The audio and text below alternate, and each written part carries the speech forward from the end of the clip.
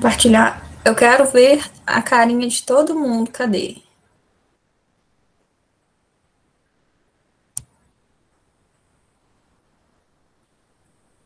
Cadê vocês? Eu não estou vendo. Só vejo.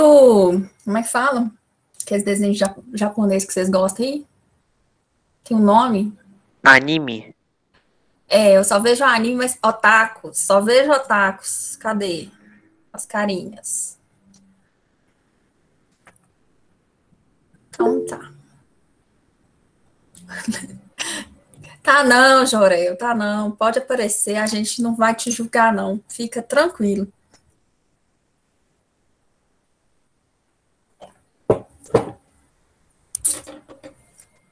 Então, pessoal, vamos, olha. Essa matéria, ela é a última, né? Nós vimos na última aula, é real, ó, Arthur, ninguém vai te julgar, não. Nós vamos ver, estudar hoje Guianas, lá na página 156, até começar a América Latina aí também, porque Guianas é rapidinho, 156. Então, eu fiz aqui um material complementar ao livro, está disponível lá no AVA. Qualquer dúvida, vocês utilizem o áudio, porque eu estou aqui nos slides, tá bom? Então, deixa eu ver aqui quantas pessoas que nós temos em sala. 24 pessoas, gente, não é possível. Eu tenho que dar um recado para vocês, mas eu preciso de público, né? Mas vamos começar aqui, daqui a pouco eu dou uma paradinha para dar um aviso. Olha, na última aula nós estudamos ali a questão da América Andina, e hoje nós vamos estudar as Guianas e a América Latina. Nós estamos aqui desde o início do trimestre, pessoal, nós estamos falando em América Anglo-Saxônica, depois nós vimos a América Latina, né? Dentro da América Latina, nós vimos alguns aspectos gerais, econômicos, comerciais, demográficos, nós vimos várias questões de maneira mais ampla sobre a América Latina. Depois nós fomos fragmentando a América Latina, nós subregionalizamos ela, e daí nós vimos o México, alguns aspectos específicos. Depois nós estudamos ali a América Central, né? Nós falamos de Cuba, falamos do Haiti. Na última aula nós falamos da América Andina, né? Daí nós estudamos algumas questões importantes, como, por exemplo, a questão da Venezuela, né? Nós estudamos, que mais? A Colômbia, que é um país que passou ali por um processo político, né, no século XX, bem complicado. Falamos de Equador, Peru, Bolívia, falamos do Chile. Entramos aí nas especificidades, né, de cada país, dando ênfase naquilo que era mais, assim, mais importante daquele país. Nós estamos, então, falando em subregionalização da América Latina, né? Essa regionalização que nós estamos falando, México, América Central, América Andina, Guianas, América Latina e Brasil, são sub-regiões da América Latina. Elas são subregionalizadas a partir do critério sociocultural, né? Histórico, né? Nós temos aqui um passado, nós compartilhamos de um passado aqui colonial. Então, nós subregionalizamos a partir dessas questões, né, dos países que possuem características mais semelhantes, nós agrupamos e formamos ali uma sub-região, né? O México é uma região sozinha e o Brasil também é uma região sozinha, dentro dessa sub-regionalização da América Latina, viu? As Guianas são aqueles 3 países que estão ali ao norte do Brasil. Nós temos aqui esses países, eles possuem ali também um passado, né, muito semelhante com o nosso, foram colônias de exploração, ali principalmente produtos agrícolas. Eles receberam, né, população africana, mas também asiática, para exploração dessas commodities, né, desses bens agrícolas pela metrópole. Então, nós temos uma diversidade étnico-racial bem forte nesse território ali das Guianas. De maneira específica, a Guiana, né, ela está localizada ali no norte do Brasil. Nós temos ali, ela é banhada pelo Oceano Atlântico, faz fronteira com o Brasil, Venezuela. Além disso, a Guiana tem uma forte questão territorial com a Venezuela. A Venezuela questiona 1/3 do território da Guiana. E 90% do território da Guiana é de florestas. Nós já vimos que Bolívia, Peru, Venezuela são países que possuem grande parte do seu território florestado, né, que é a floresta equatorial. A Amazônia. Então, nós temos essa questão aí territorial entre a Guiana e a Venezuela. A Venezuela questiona, é uma fronteira tensa entre esses dois países. A Guiana também, ela tem ali 800 mil habitantes, é uma população pequena, e vive ali de práticas agrícolas também, né? No caso aqui, a Guiana Francesa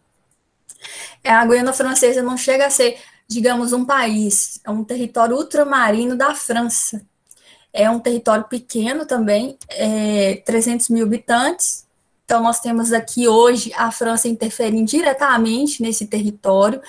Esse território, ele é muito utilizado pela França como uma colônia presídio, ou seja, né, os presidiários franceses são direcionados para esse território, para pagar suas penas.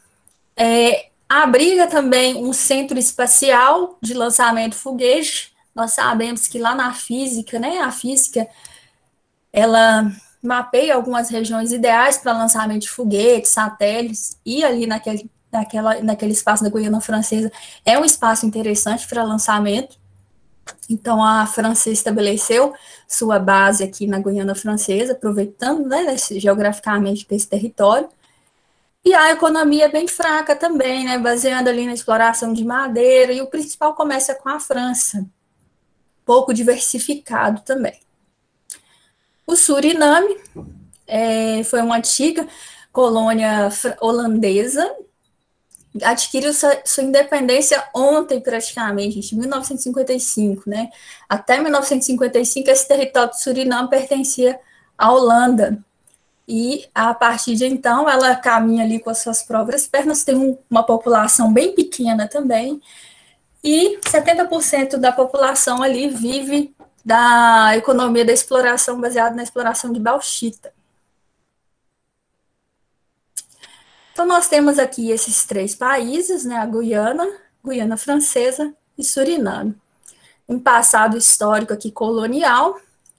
A Guiana Francesa tem essa especificidade, que é um território ultramarino, tem alguns aspectos interessantes para a França. Mas, assim, países pouco populosos, né, pouco povoados, florestados, né, a ocupação ela é dificultada por essas características naturais. Alguma dúvida sobre a América, as Guianas? Pode seguir? Pode seguir, professor. Beleza. Agora nós vamos falar sobre a América Latina. Esse conteúdo, ele vai estar lá na página 162 do livro didático. Na América Latina, nós temos aqui, ela recebe essa denominação de platina por causa do Rio da Prata. Então, nós temos a 4ª maior bacia hidrográfica do mundo. Então, essa região são os países que são influenciados por essa bacia hidrográfica. Então, nós temos aí, da América Latina, é a 2ª maior bacia hidrográfica, do mundo é a 4ª maior bacia. Os territórios que são banhados aí por essa bacia hidrográfica: Argentina, Paraguai, Uruguai, Brasil e Bolívia. Nós estudamos que Bolívia faz parte da América Andina, ou seja, os aspectos que mais influenciam a Bolívia vai ser os Andes. Então, ela não entra aqui na América Latina. E o Brasil, por ter características econômicas, sociais bem diferentes do restante dos países da América Latina, o Brasil constitui sozinho uma única sub-região aqui na América Latina. Vocês viram ano passado com a professora Majoyce Caramelo, não é mesmo? Então, nós vamos estudar aqui a bacia do Rio Platina, que é constituída aí por esses países, é banhado por esses países, mas que fazem parte aí da América Latina mesmo, vai ser Uruguai, Paraguai e Argentina, né, que são esses 3 países aí que sobraram, que nós já estudamos o restante, e o Brasil nós não vamos estudar porque já foi visto em outro momento. Aqui, ó, mostra 2 mapas. Esse mapa aqui ele é um mapa colonial, né, o vice-reinado aqui do Rio da Prata. Historicamente, também, esses territórios aqui estiveram associados a uma colonização espanhola em comum e que tinha como semelhança, né, uma facilidade de circulação desse território por meio da bacia do Rio da Prata, né? E hoje nós temos esses 3 países aqui que faziam parte desse reinado, constituíram países e que ainda hoje sofrem influência dessa bacia hidrográfica. Se a gente der um zoom nessa região, nós vamos ter aqui alguns rios importantes que constituem o Rio da Prata. O Rio da Prata aqui embaixo, ó. Então, nós temos que o Rio da Prata, ele é resultado da confluência de outros rios.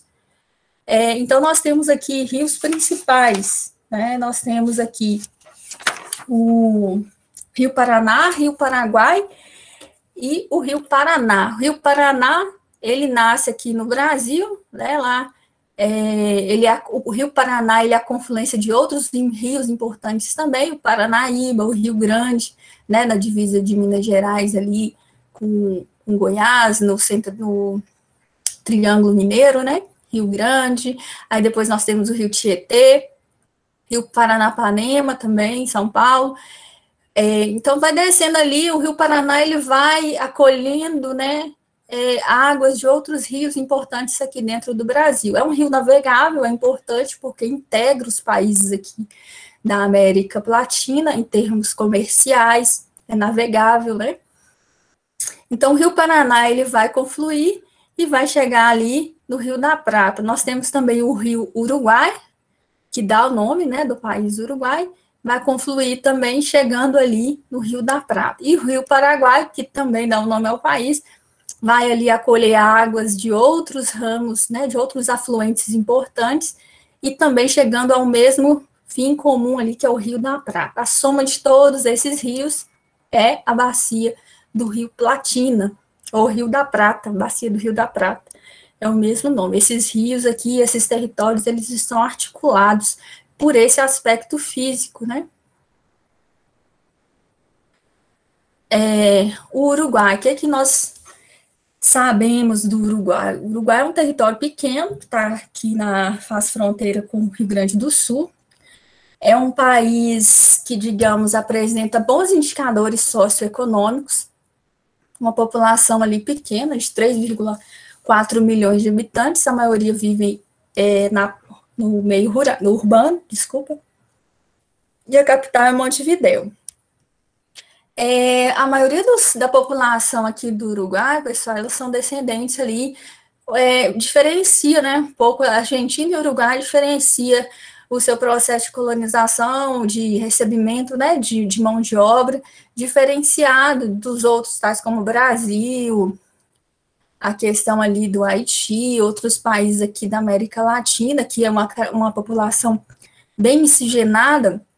No caso do Uruguai e da Argentina, por exemplo, nós temos uma maioria de descendentes europeus ali, uma pequena minoria indígena e africana.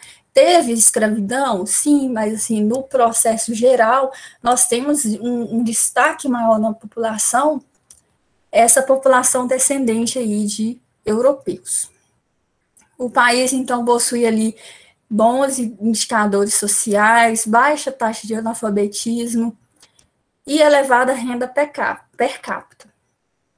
A agricultura é muito forte nesse país, ela está voltada ali principalmente para exportação, produtos agrícolas de exportação, que são as commodities, né?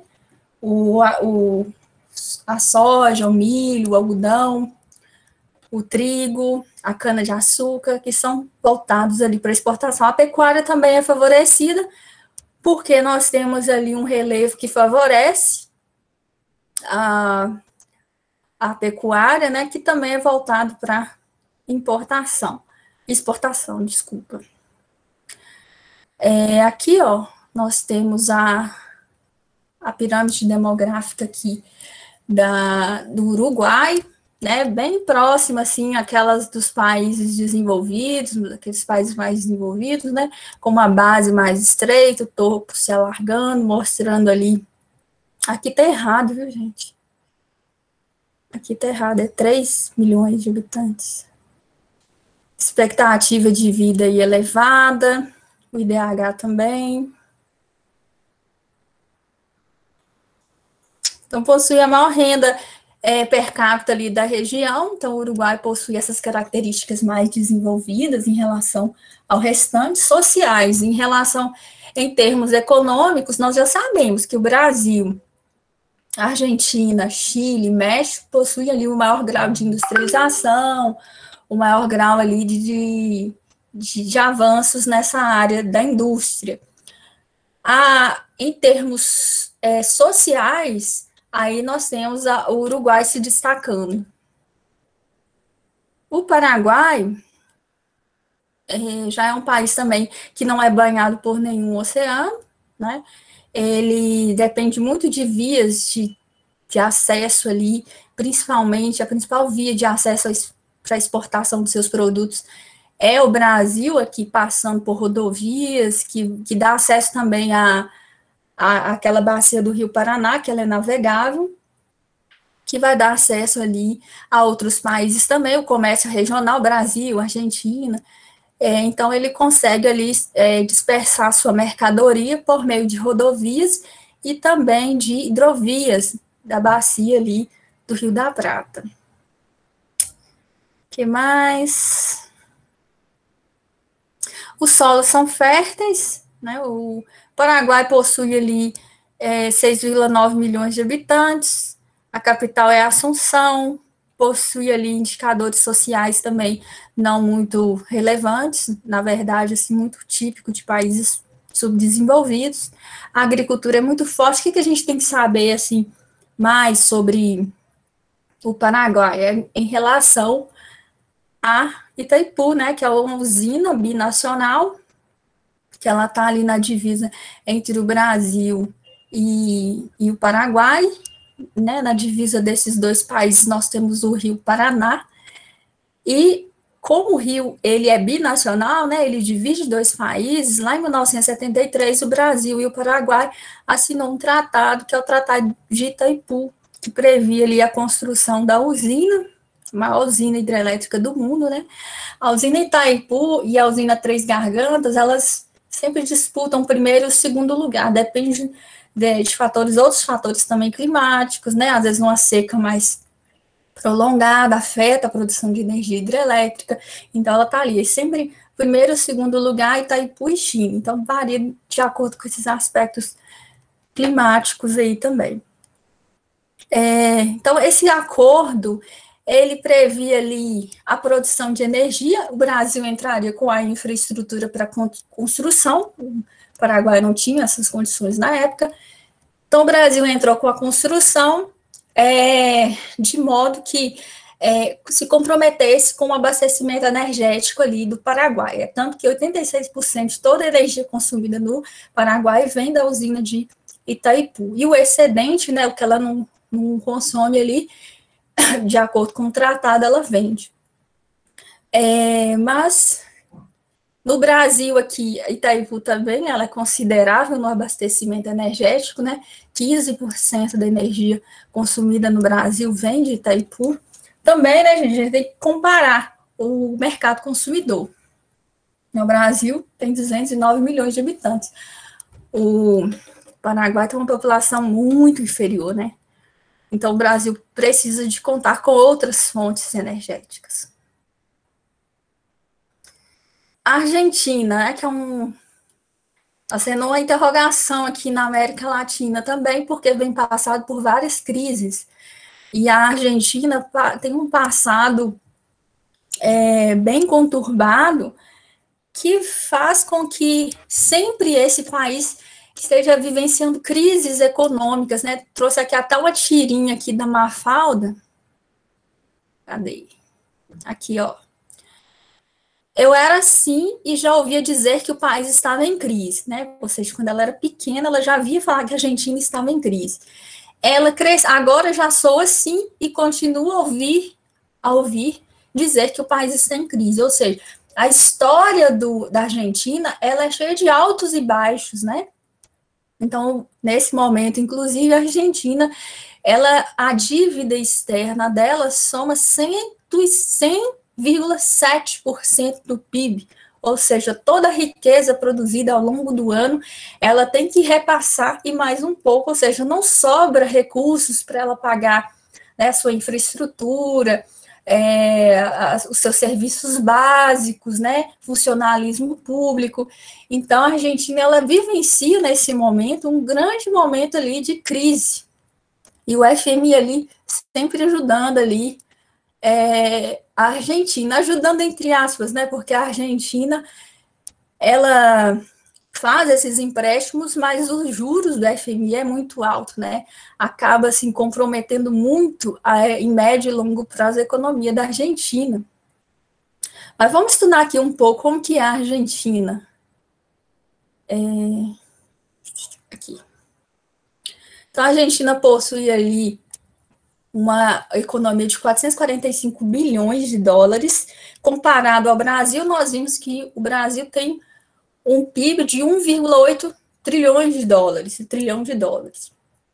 Ou seja, comparando com o Brasil, na América Latina é a segunda maior economia. Então, a Argentina, ela tem esse destaque na economia, apesar dessas crises constantes que ela vive, né? A expectativa de vida lá é 76 anos, 44 milhões de habitantes, Buenos Aires é a capital. A Argentina, pessoal, quando nós olhamos lá no início do século XX, ela era a nona maior economia do mundo. Né? O que aconteceu de lá para cá, né? Que a Argentina vivenciasse tanta decadência econômica, regredisse tanto, né? E nós vamos ver que isso tem a ver com a economia que eu estava falando com vocês. Então, olha, o IDH da Argentina, ele é... saiu. Ele é considerável, né? Na América Latina, ele possui um bom IDH, olha, 0,84, considerado um IDH alto. Deixa eu ver quantas pessoas que estão em sala. Aproveitar que tem 47 alunos aqui, dar uma pausa rapidinho aqui e passar um recado para vocês. O Major Capitão Cleto, ele pediu para levantar com vocês quem gostaria de participar do projeto de monitoria, mas não como aluno, como monitor, né? Quem quer ser monitor e de qual disciplina também. Então, ele precisa saber quem são os alunos. É lógico que essa atividade vale ali, né, o JIP, que é aquele pontinho que salva, né? Então, os alunos que queiram participar enquanto monitores devem procurar o professor Gustavo, beleza? E daí vocês vão passar para o professor Gustavo o nome e a disciplina que vocês querem atuar. Como assim, professor, esse monitor? Existe um programa no colégio que é de monitoria. Os próprios alunos ajudam outros alunos. É um projeto que você pode participar. Existe um controle ali do colégio. O colégio pega o nome ali dos alunos que querem receber aulas, né, que estão precisando de algum, não sei, reforço, e aí alunos que são bons naquela matéria, que têm mais facilidade, se disponibilizam para ajudar os colegas.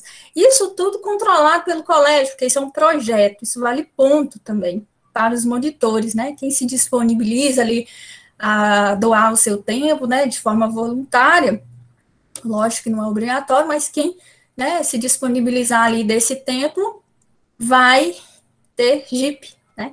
O projeto vai acompanhar esses alunos, vai dar todo um apoio ali, né? Horário, salas de aula, e daí o aluno pode ajudar o seu colega e se beneficiar também aí com esse JIP. Tranquilo? Entendi. Obrigado. Daí tem que procurar o professor Gustavo, viu? Que é o nosso coordenador. Tá bom. Falta 4 minutinhos aí. Ixi, eu falei que ia parar um pouquinho para fazer revisão, né? Ó, nós vamos continuar na próxima aula com a Argentina, viu? Começamos a falar, mas nós vamos ter que dar uma paradinha por causa da nossa AP. Falar aqui rapidamente sobre os conteúdos que vão cair nessa AP.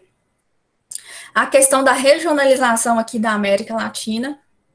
Eu já falei aqui durante a aula sobre essas subregionalizações.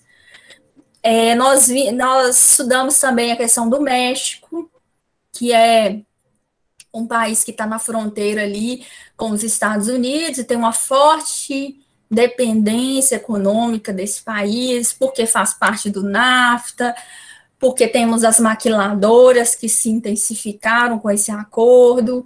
Então, nós temos ali uma influência muito forte dos Estados Unidos no território do México. Na América Andina, vimos a questão da Venezuela, né? Nós vimos quais são os aspectos socioeconômicos que afetam a crise na Venezuela. Todo mundo tem que saber disso, tá? A Venezuela, ela passa por um momento de dificuldades. Sempre foi assim na história da Venezuela? O que vocês acham? A Venezuela sempre esteve em crise, sempre foi uma das piores economias aqui na América Latina? Não, né? Não foi. Então, se a gente observar os dados de IDH, de PIB, a Venezuela tem a maior reserva de petróleo do mundo, né? Possui riquezas muito que colocam ela em destaque em relação à economia, mas ao longo ali, principalmente a partir de 2010, ela vem passando por algumas crises relacionadas ao preço do petróleo, à influência dos Estados Unidos, ao embargo, né, econômico, enfim, uma série de fatores que nós vimos. A Colômbia é um outro país também que está ali, que saiu do século XX, com uma história muito marcada pelo narcotráfico, pelas Farc, que são as forças armadas ali da Colômbia, que fazia ali promovia uma guerra civil, desestabilizando esse país economicamente e politicamente, e com isso nós tivemos ali uma desestruturação no século XX. No século XXI, a Colômbia consegue, né, desamarrar dessas questões, as Farc, elas são dissolvidas, elas são transformadas em partido político, e o país retoma a sua rota de crescimento. Mercosul, os professores do presencial já explicaram para vocês, é um bloco de livre comércio, é um bloco que facilita o comércio entre esses países, né, ou seja, é mais fácil em termos financeiros a comercialização entre eles do que fora do bloco, né? Por isso que é interessante um bloco econômico, porque facilita as relações comerciais entre eles.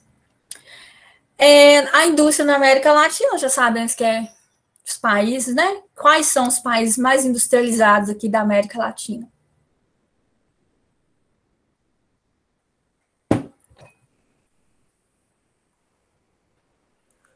É o Brasil. Brasil? Mais industrializados? É o Brasil. Eu acho que o Chile e a Argentina. Ah, é o México, isso, México. Argentina, Brasil em primeiro, México em segundo e Chile em terceiro. Chile não, Argentina. Isso. Argentina. Então, vamos dar uma parada para fazer a prova, tá, gente? Boa prova para vocês. E até a próxima, né? Tchauzinho. Boa prova lá. Vai lá. Tchau, professora. Tchau, professora. Tchau, professora. Tchau, Obrigada. professora. Tchau, professora. até mais.